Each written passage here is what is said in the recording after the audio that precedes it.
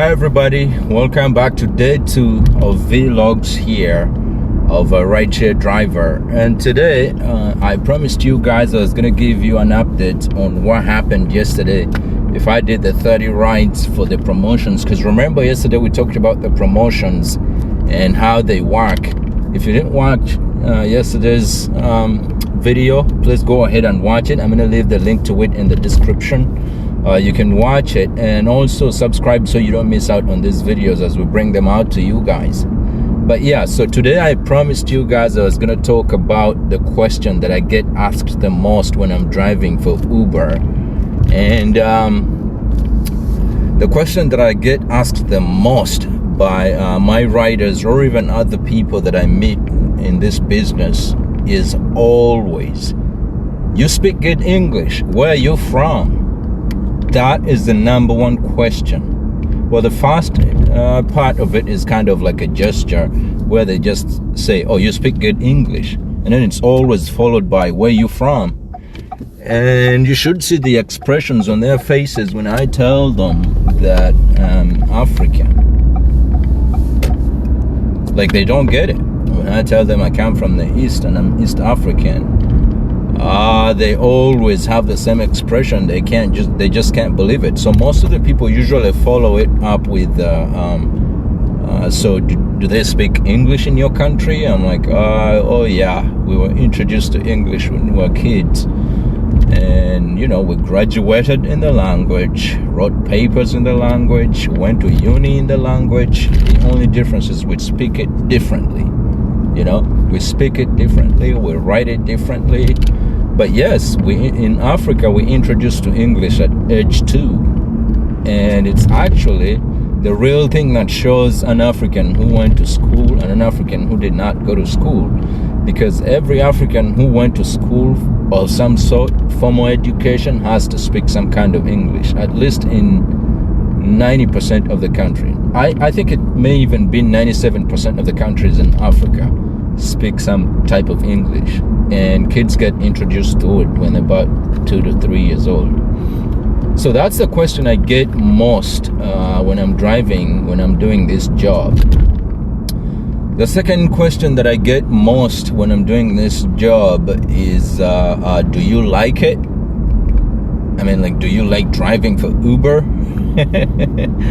And my answers to that one is always mixed up, because I have to read why this person is asking me this, because you have to understand, some people, as soon as they jump in the car, they're ready to vent. They're so pissed off at Uber, and they're you know, they have their own problems and stuff, and that way you don't want to go against them. So that is the question that you have to think about before you answer. You have to read the room. You have to understand why this person is asking if you love driving for Uber or not.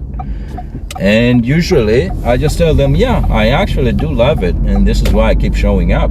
And usually when you say that, the third most asked question is, oh, do they pay well? Like, do they pay really good? And that is always followed up. I have, you know, a system answer for that question.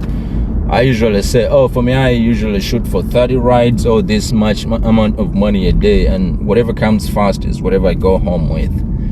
So you have to be ready for some of these questions, and you have to have some kind of answers that are not going to offend your riders.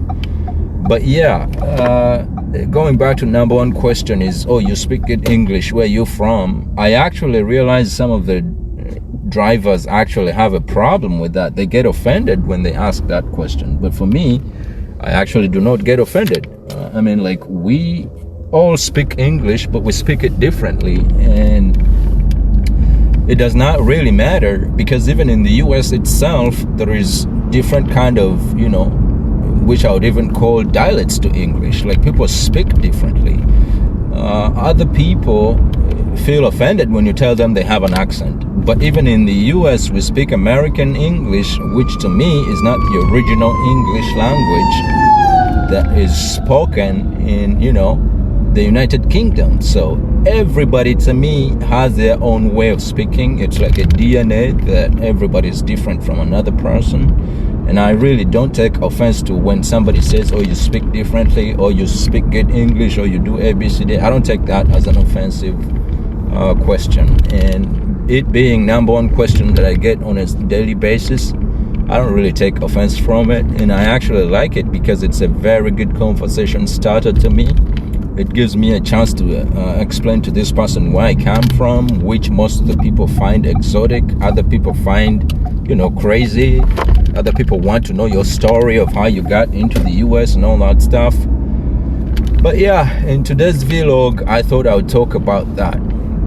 Now, I have an update to give you guys about if I made the rides for yesterday.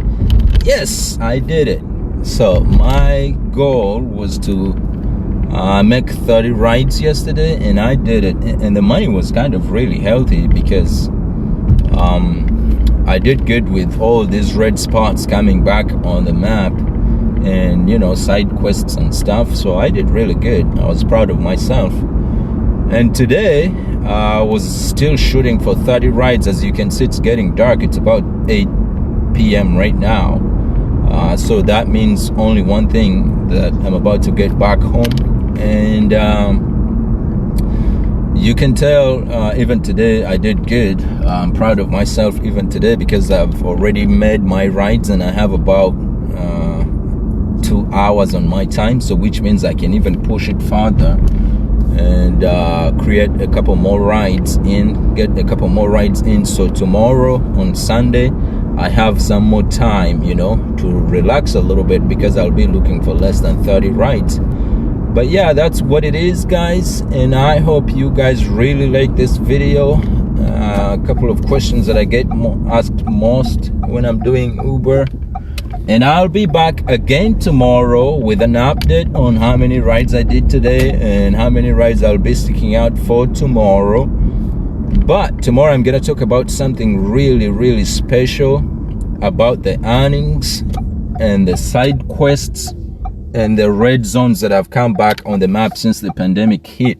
Now, a couple of people who just started driving for Uber do not know what red zones mean, or what side quests mean, or how you can make money off of them. But since I've been driving for Uber for years now, I've been driving for Uber for 4 years now, I'll tell you guys what it means and how you can leverage side quests and red zones to make a little bit extra money.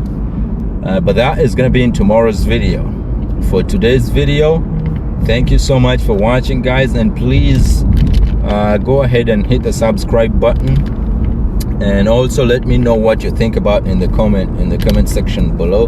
And I hope to see you guys in tomorrow's video. Bye bye for now.